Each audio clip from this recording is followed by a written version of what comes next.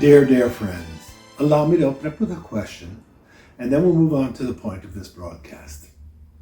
Of all the great Jewish heroes of all time, David HaMelech must be considered the greatest of them all. As a lad still, he takes on Goliath, this monster beast of a man who was responsible for the death of more Jewish warriors than anybody else. And as a lad, with hardly a weapon in his hand, David HaMelech faces off with him. What was he thinking? Was he not thinking at all? Impossible. Read his Tehillim, and you see this is a person who is a profound thinker, a divine thinker. So what was he thinking? Similarly, of Moshe Rabbeinu, it says in this week's Parsha, Hashem attests that he was Va'ish Moshe Anaf Me'od Mikol Ha'adam Asher Al Pnei Adama, that he was the most humble man to ever walk the face of the earth. How did Moshe remain humble in face of the fact that he brought heaven onto earth, that he split the sea, and many other things? What was he thinking? To answer these questions, I want you to understand something that reaches for the purpose of this broadcast.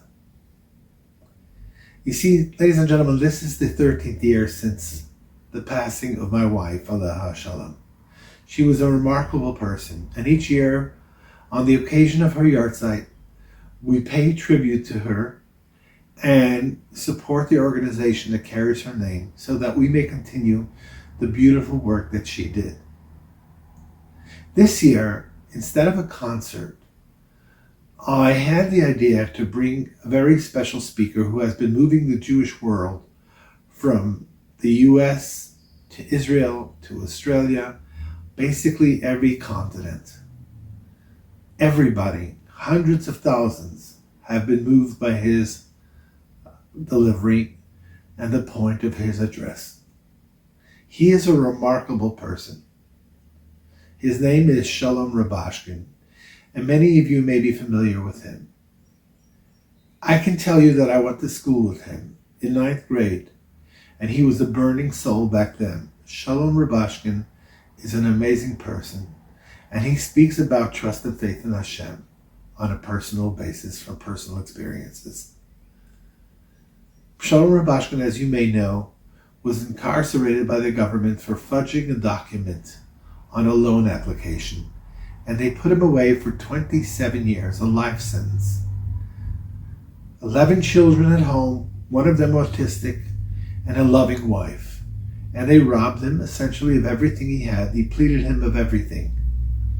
The reason I speak with such certainty is because ultimately people and civil servants from both sides of the aisle, Nancy Pelosi joined together with Donald Trump, isn't that a miracle, to request for a pardon and for commuting his sentence.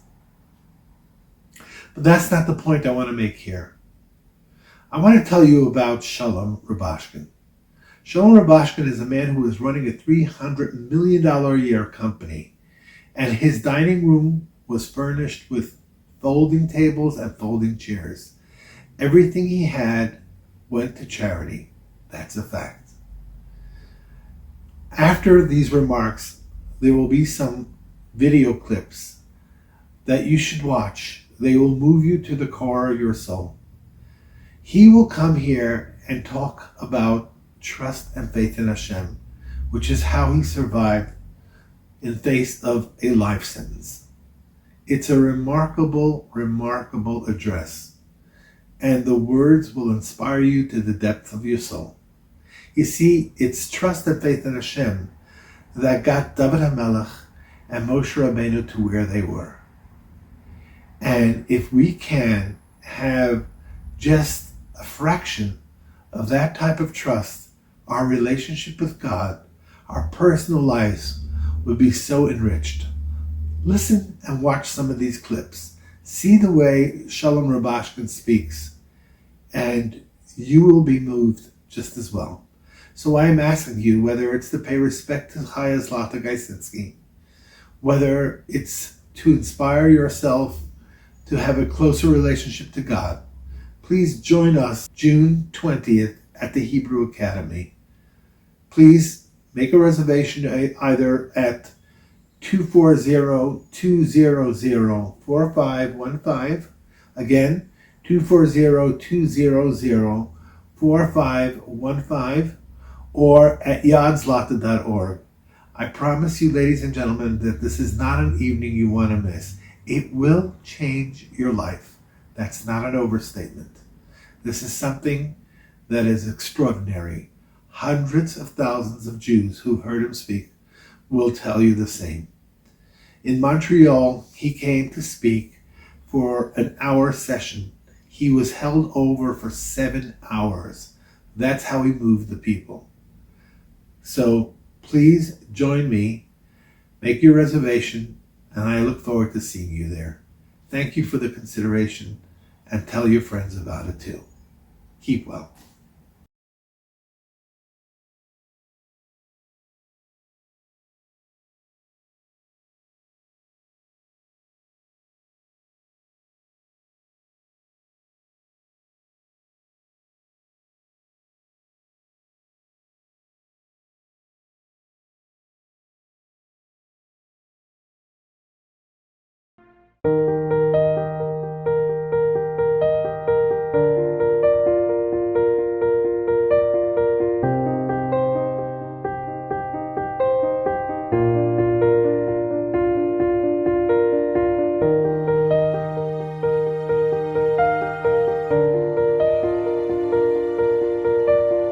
Shalom Aleichem, Lahirzik Tivusa L'Nafshe. HaKadosh Baruch Hu gave him money, and he saw the money as a pikadon to use to help other people. Every dime that he had, he gave away. He gave money to everybody in town, without cheshbonos. He's been involved in the community, extending beyond the business his father started, agri-processors, to the local religious and educational institutions. People that were in need of financial aid, he contributed to them without fanfare or wanting recognition. We've had some problems with kids that didn't get treatment over the years. Their parents couldn't afford it. And Shalom was real helpful in that situation. He offered to help offset our costs. Without his help, we wouldn't have been able to afford to get those kids treatment, which they desperately needed. It was the largest single immigration raid in the country. 700 warrants, 300 arrests. Agri-processors, a kosher meatpacking plant, lost 3/4 of its workforce.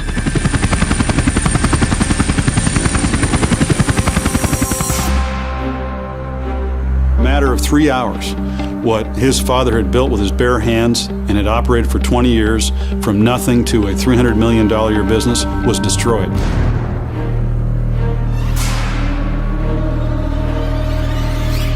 I lost every little thing. Okay? Oh my God, my son here. Shalom Rubashkin was treated like no other defendant ever arrested for immigration law violations. I've been a lawyer nearly 30 years. I'm a former federal prosecutor. I've taught at the Department of Justice. Never, ever have I seen a case taken to the grand jury 7 times. The prosecutors essentially put restrictions on what the Rubashkin family could do, such that this meat processing plant, this kosher meat processing plant, went bankrupt. And when that happened, it drove up the amount of the fraud because there were no funds left to pay off the banks. And that was what was really the key to the government initially seeking a life sentence in this case. Most of the murderers that I prosecuted got less time in prison than Shalom Rubashkin. For the first time in the history of the United States, somebody was criminally prosecuted under the Packers and Stockyards Act of 1921, and that's a reason for sending somebody off to jail and seeing that he gets 27 years in jail. It's crazy.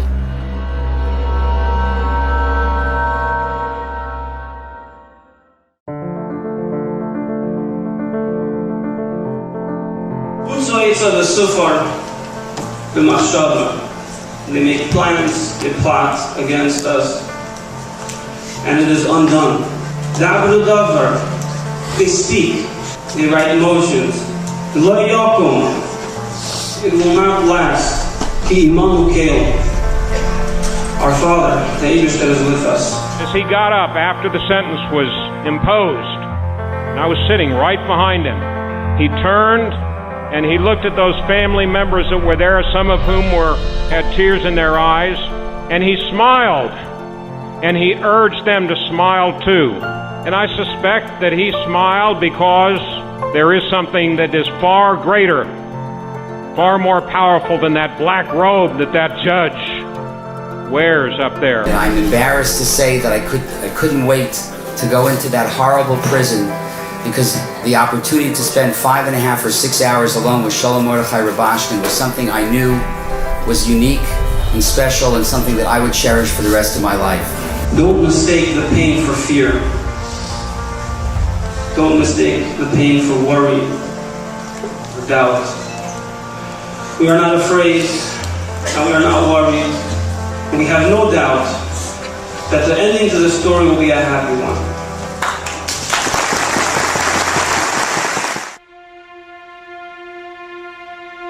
Shalom Mordechai Halevi ben Rivka.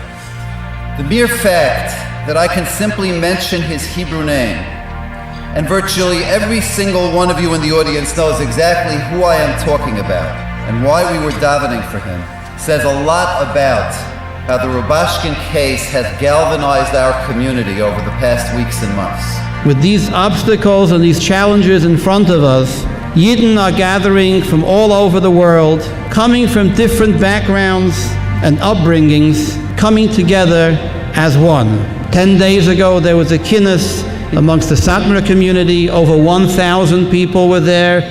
Recently there was a kinnis in Lakewood, New Jersey. 2,000 people were there. We are going from here to present a letter to the Attorney General of the United States requesting from him a meeting and requesting that he review the case. The Shalom Rubashkin petition is already second in the nation, but we still need your help to make it first. People that wrote in of Kabbalahs that they undertook, the women that traded in the jewelry their husbands bought them for Yontif to give money to pay for Shalom Mordechai's lawyers.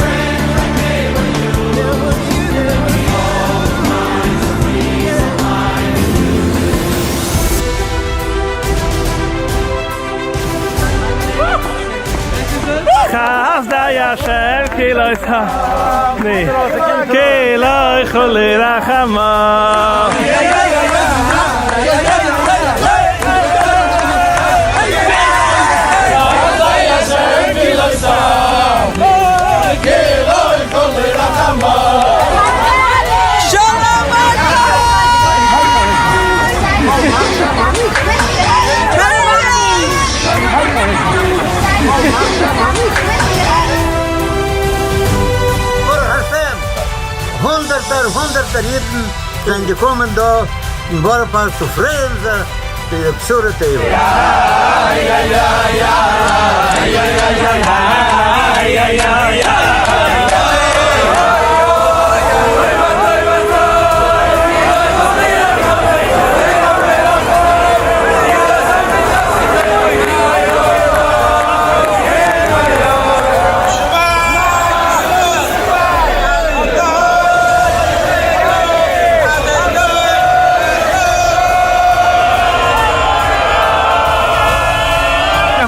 Betachen bringt Ula.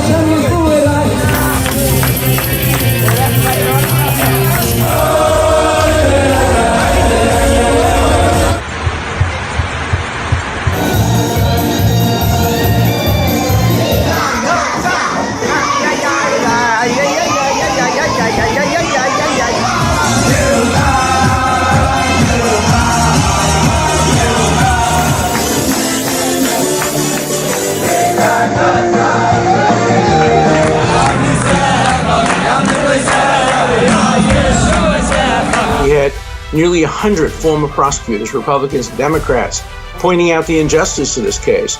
We had senators and congresspeople from both sides of the aisle pointing out the injustice. Very good. We had some human intervention, and what we did was very important. But at the end of the day, this miracle was resolved by God. You have to have a moment of talking to Eibishter. You will help us in our personal problems. It's not my simcha, that's everybody's simcha. And we see the Eibishter answer our tefillas. And it's Chanukah now, it's Hamshuk Chanukah, and Nisacha, we have to strengthen our thanks to the Eibishter, Mutter Tech Eibishter. The Eibishter is a loving father, and the Eibishter can take every single leader needs to Yeshua, Shavu Yeshua. Amen. So if I don't take I put my trust and faith in Hashem. I'm doing the right thing. So they came after me too. So this is it was like the world against you. I never looked at it anything other than I have to do my thing. I have to do, as long as I'm doing things correctly, properly, the way Hashem wants me to do it, I'm okay. And then Hashem thrust me into a challenge of my life. And the federal government came in with all these machinations, all these charges, and the state government joined in. Were you there the day of the raid? Yeah. When the federal government came? Yeah. Were you surprised? Did you know that was coming? I was surprised because the lawyers who had been hired a few days before had written to the government that they want to come. They can come peacefully. They don't have to smash in. Right. And we opened the door to them. There was a time when a federal agent came in and tried to get hired with fake papers, and it was rejected. You know, I was under the understanding that not everything in the plant was me. It was a big, huge plant. Right. They tried to make it like that. The office was taking care, hiring, and so they were doing their thing, and they came with brute force. They came with brute force, and not only that, we tried to rebuild, and they didn't let us rebuild. They anything we did, they tried to undermine. And then the state government came in with 9,311 charges against me, and that all those charges ultimately were either thrown out or found not guilty. I had two trials. I had a federal trial and I had a state trial. Wow. And the state trial was after the federal trial. The federal trial came out guilty. I was already sitting in prison with who knows what, and they were begging me to take at least one charge from the state side. To just plead guilty. Plead guilty. And I said, no. I said, I'm not guilty. And I'm going to go to court. There was a guy there, prosecutor, was one of the meetings were trying to convince me to plead guilty. And I was trying to tell him that I don't think I'm guilty. I want to go to trial. So he tells me, Rubashkin, you know how a kill floor works. Well, what works? A kill floor is a shchita. It's called the place where you shech the animal, you hang him up, and you dissect him and take all the pieces apart. It's a whole process. Yeah, says you know how a kill floor works. We know how the courtroom works, and we're going to kill you there. Wow. I would watch them. It wasn't about we have the right arguments. We know how it works, and we're going to kill you there. So he was trying to tell me, you better plead guilty. That's exactly. So if they're going through all these miracles, one after the other, and surviving, and my family surviving, my children surviving,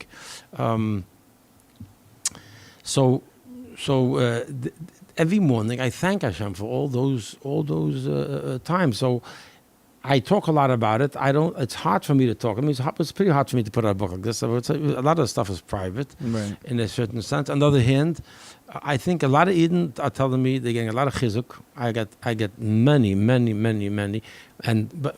it's not your own strength. That's what I'm trying to say. It's not your own strength that does this. This comes from your neshama. It comes from being a yid. It comes from being connected to Hashem, realizing that you're going through a very, very hard time. But it's for a purpose you may not know yourself, but Hashem is with you. The main thing, the most difficult thing for anybody going through any type of challenge, any type of nisayon, I think the most difficult thing is the feeling of loneliness, abandonment. Depending on the 27-year sentence, a young man is something you can go. I took the other route. Hashem is with me. Emunah, B'tachon Hashem will help me, and I live from day to day. Shabbos was a highlight. If you want to know what Shabbos looked like, nothing really to describe a Shabbos there. In a sense, when you go to Shabbos, you put out a table, or you have food. You have Shabbos food. There's no Shabbos Different food. clothing, you know. Different clothing. So you have Shabbos food. Different clothing. I try to have you can't have a Shabbos suit. So the closest thing that I figured different clothing was they allowed you to have a kittel. Really? A kittel is a religious garment, and in prison they allowed you to have a kittel for high holidays and for Pesach. What are you a kittel for? So they allow you to have a kittel in your possession.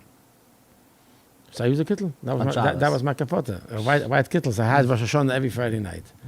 I had one of the inmates there was knit to make some money, some stamps, and so I had him knit me a different type of cap. A hat. Really? Yeah. You still have it? Yeah. I should maybe brought it to show to you. But Yeah. Interesting. During these... So I said Kiddush. Shabbos was a day of obviously no telephone, the little telephone access you had, no computer access. You just sat, davened, learned, and never watched television there. Ever? Never. Ever. That's a never. Never sat down. And I guess it's not for the show here, but I really kept a life of closeness to Hashem. And like I said to the guy, when you live with your neshama, then you don't feel the pain that they're trying to inflict on your body. All these type of things that try to institutionalize you is all designed around your body. Mm. If you don't focus on your body, you focus on your neshama, then it doesn't. I say to them, officer, I got another problem. So he thought they did the biggest favor for me. He said, what's your problem now? I started explaining, listen, you have permission to light the menorah for 30 minutes. That's what he was 30 minutes. He said, but our minhag is to be 50 minutes. The Babich, you don't have to sit the whole time, but the thing should be burning for another 50 minutes. Anyway, so I say, could you please let me sit there 50 minutes? He takes a short stop. He looks at me, and you can see that he's totally confused. Like, first the toilet's no good, now 30 minutes is no good. What's going on? So he tells me, hey, Rubashkin, tell me, how did you do this in your house? Like get down to the chase. So I'm thinking to myself, really at home I had this personal thing I always did. I was living out in the middle, I was telling you at the beginning, I lived in a very rural area, if you will. My kids were growing up, they can't run down Central Avenue, see Monedas, they can't run to your friend's house in Chapalatke. Whatever they saw was in the house. So I tried to make it, whatever we're lighting the Moneda. I came home early from work, we lit the Moneda by sunset, and right after sunset, and then we sat. I said the unwritten rule in the house was as long as the Moneda's lights are burning, we're sitting there. So I sat there for 2 hours, 2.5 hours. So I told him, actually in my house, if it's my house, I sat there as long as it burned. How long? 2.5 hours. From 30, 50, 2.5. And then he looks at me, and I figured maybe it's tafasta, maybe tafasta. Maybe I pushed it a little too hard. Maybe she was at 50. What am I? Yeah. Listen how they wish to push me in the right direction. He said, it was a long 30, 40, 50 seconds, a long time. And suddenly he says to me, okay, you'll do it here the same way you did it at home. Why would he do that? Why? What is it in for him? He locked me in this little room. He let me, the next 8 days, never changed it, not on that night. I sat in that room for the next 8 days. As long as the candles were burning, I sat there. So Mamash got a lot of chizuk from that, probably. Oh, so I got a lot of chizuk. You know why? Because it's like Hashem is telling me, be here the same way you were home. Because the inclination is, here is different. This space, this prison space is different. This was the beginning, the first Chanukah in a place called prison. Interestingly enough, I was being point this out. I started the first night, I got freed after the 8th day. I went full cycle, and the 8th day Chanukah, Hashem gave me my miracle, and I got out. So wow. That's an amazing story. No? It was told that just a few days before, you got the phone call, and you'll take us through those moments. But just a few days before, it was said that you were denied an appeal, and that was it. That was like the last leg of the journey. Right. Could you take us through, I guess, the moments finding that out, and then through the. So what happened there was. I didn't know it because the lawyers know everything. I got mail, snail mail. That's how I got informed. Or the lawyer would call me and tell me this is what happened. I guess them knowing this is like the last thing they ever called me. It was Tuesday. It was Tuesday, and I think it was Rosh Chodesh, so it was Aleph Tevis, and I got a letter in the mail that, and the letter was from the appeals court, and 3 judges on there, and the big words for a blind man to see. Denied. No subtlety. No subtlety. You're sorry to regret. No, that's no sorry. No, No, yeah, sorry. no. Yeah, that what you put in, denied. Wow. You know what denied meant? I know this was like, you're staying in prison at 18 years. Yeah. I'm not stupid. I know exactly what they're telling me. Denied meaning you any chance you dreamt for the last 7 years fighting through the whole system, trying to get out is over. Don't call us back. The door shut, clink. Yeah. I remember watching this piece of paper and thinking to myself, and this is what you get from learning and living with the Shara B'Tochen about Emunah B'Tochen. It's not up to them to decide if you're getting out or not. If they denied, Hashem didn't deny me. Fakert. If you don't have what to do, if you have what to do, you have to do it. You know? And there's a certain sense of sort of saying to Hashem, okay, I did the shtalis that I was supposed to. I can't do anymore, so really it's all for you now. So I trust you can do it. I went back, and looking back, the koyach either has for this, you have to thank Hashem for it. It's not like no honest person will say, oh, see, I was strong enough. We have the strength. The answer is Hashem gives you the strength. But as you're going through a challenge, but you have to at least want to go down that path. Mm-hmm. That night we went to light the 8th light of Hanukkah. I didn't know then. This was the night before my miracle. I was dancing. Aleph was more tzara. Aleph was. But Emunah, that's the point. Emunah. Aleph was Emunah. That's how I put it together. Aleph. No, but meaning the day of Emunah, the day was the same day that you were denied. And the Emunah, that whatever Hashem does is good. But the base is B'Tochen. And then what happened on base? The first miracle happened, I got up in the morning, I did every day for the last many years. I used to get up every morning 4:30 and say the whole Tillim. That was part of my... Chitas? No, besides Chitas. I said the whole Tillim. Okay. And the Chitas in addition. I said the whole Tillim. Why did I say the whole Tillim? You asked me, yeah? Yeah. Why did I say the whole Tillim? Why you say the whole Tillim? Yeah. I'll tell you why. I want to go home. What does a Jew do when he has a tzara? Yeah, he says Tillim. He says Tillim. Yeah. I mean, this is simple stuff that he does. Yeah. So which kapitel is this gula to get out of jail? I don't know. So say the whole thing. Are there people now who actively have maybe husbands in prison or family members in prison who call you for chizuk with this? Yeah. Are you able to visit prisons or no? Still not yet. Not yet. But you would go back if you were allowed to? Wouldn't be hard, traumatic, difficult? I never got. So that's a good question. I don't think people ask me like many times, how do you talk about something you want to forget? I said, I don't know if I was ever really there. Rubashkin, you're not here. Remember the story? Yeah. It's an amazing story, right? So I'm trying to work on myself. How do you do that? Rubashkin, you're not here. That's the guy. He was ready to fight with me. You were never there. He was angry. Why? Because I asked him for something in front of his guys and made him look bad. Just to chaz it over.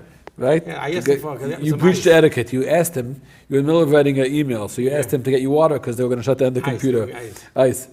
And it was a gang leader, and it was disrespectful. You dissed him. I didn't know I dissed him. So the next day when he was telling you, he goes, Rubashkin, you're not even here. And you told me, that was the moment, I'm not here. How? How you not here?